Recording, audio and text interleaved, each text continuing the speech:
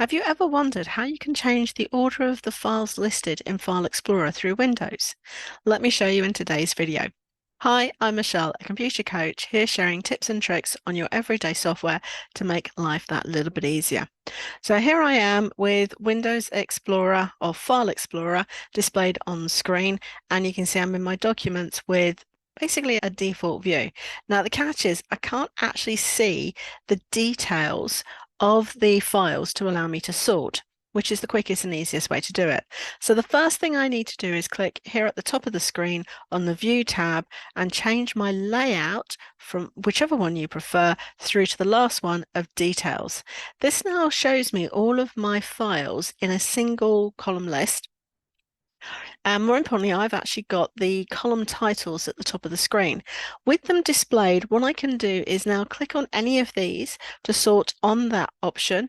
The default for first click is A to Z, but you'll notice I did a click which moved it from the default of by file name A to Z to then file name Z to A. I can do this on any of the others, so I can choose date modified, and you can see that I've got the newest through to the oldest. Now again, I simply need to click and it changes it. Now it has changed it in a very weird-ish option because it actually automatically defaults to having all of the folders at the top. But as I scroll down and start seeing files, you can see I've got my oldest file there listed at the top going down. I can do that with type, I can do that with size, so whatever I want. Not only that, but I've got additional options.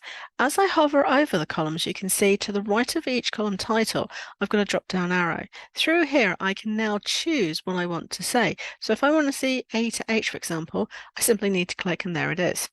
I can take that off and return to normal. Date modify gives me similar options, which it gives me date commands, so I can choose a range or a specific date or a range, and I can choose particular time ranges based on there.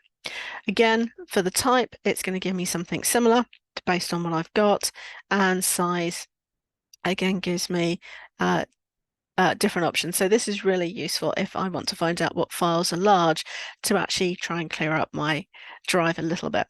So there we go. Quick and easy way to actually change the sort order to whatever I need as I need it, simply by changing the view to the Details tab.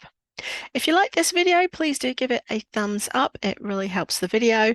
And remember to subscribe and click that notification bell to be reminded as new videos come every week. I will see you in the next video.